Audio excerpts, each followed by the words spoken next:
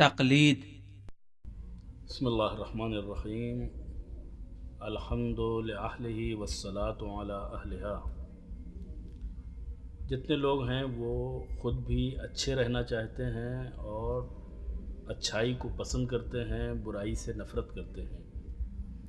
دین اسلام بھی اچھائی کا مذہب ہے، اور اسلام کے جس حصے میں اس سے بحث کی جاتی ہے اسے فقہ کہا جاتا ہے یا دینی احکام کہا جاتا ہے۔ مراجع کرام جو ہیں وہ اپنے توضیح المسائل میں لکھتے ہیں کہ جن مسائل کا روزمرہ سے انسان کا واسطہ پڑتا ہے اور وہ انسان کی ضرورت ہیں، ان کا سیکھنا خود انسان کے اوپر واجب ہے۔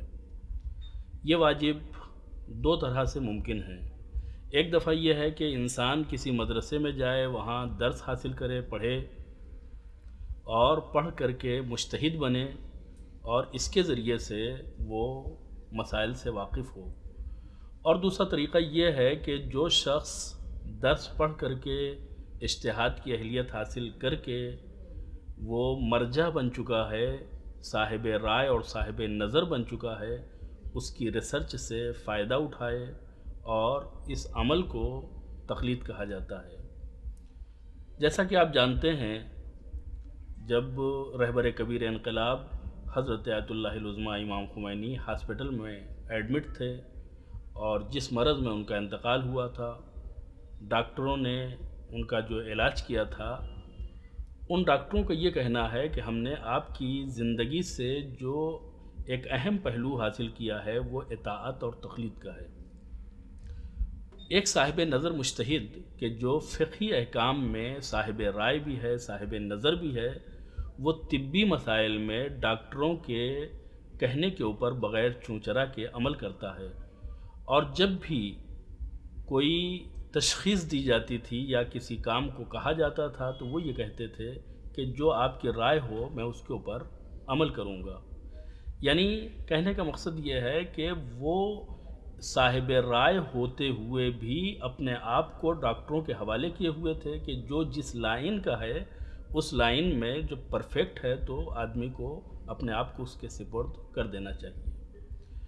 دینی احکام میں بھی ہماری حیثیت مقلد کی ہے۔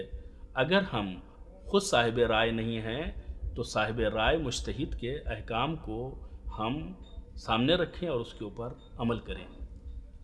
جب ہمیں یہ پتہ چل گیا کہ اسلام میں اجتہاد اور تقلید کی بہت زیادہ اہمیت ہے، تو پھر ہم کو یہ بھی معلوم کرنا پڑے گا کہ ہم مجتہد کے فتوے کو کس طریقے سے حاصل کریں۔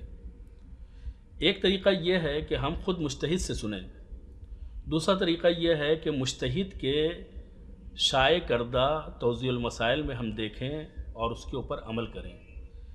تیسرا انداز یہ ہے کہ دو عادل افراد سے کہ جو مجتہد کے فتوے سے واقفیت رکھتے ہوں معلوم کریں اور ان مسائل کے اوپر عمل کریں۔ چوتھا طریقہ یہ ہے کہ کسی ایک ذمہ دار شخص سے ہم مسائل کی آگاہی حاصل کریں اور اس کے اوپر عمل کریں۔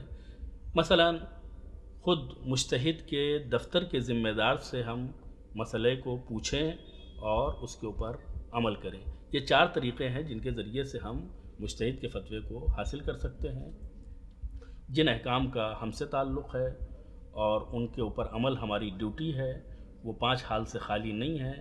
یا شریعت نے ہم سے اس کا مطالبہ کیا ہے کہ حتماً اسے انجام دینا چاہیے، اسے واجب کہا جاتا ہے، یا اس کے لیے منع کیا گیا ہے کہ یقیناً اسے انجام نہیں دینا چاہیے، وہ حرام ہے، یا اس کا انجام دینا شائستہ اور بہتر ہے، اسے مستحب کہا جاتا ہے، یا اس کا نہ انجام دینا بہتر اور اچھا ہے، اسے مکروہ کہا جاتا ہے۔ اور بعض چیزیں ایسی ہیں کہ جن کا دونوں پہلو جو ہے وہ ایک جیسا ہے، یعنی انجام دیا جائے یا انجام نہ دیا جائے دونوں برابر ہیں، اسے مباح کہا جاتا ہے۔ ہماری کوشش ہے کہ ہم مراجع کرام کی توضیح المسائل سے روزمرہ کے جو ضروری مسائل ہیں وہ آپ کی خدمت میں ویڈیو سی ڈی کے ذریعے سے پیش کریں اور اس کے ذریعے سے عملی تعلیم دیں۔ انشاءاللہ ہماری یہ کوشش بارگاہ الہی میں قبول ہو اور مزید اس کو بہتر بنانے کے لیے ہمیں آپ کی رائے کا انتظار رہے گا۔ والسلام علیکم ورحمۃ اللہ وبرکاتہ۔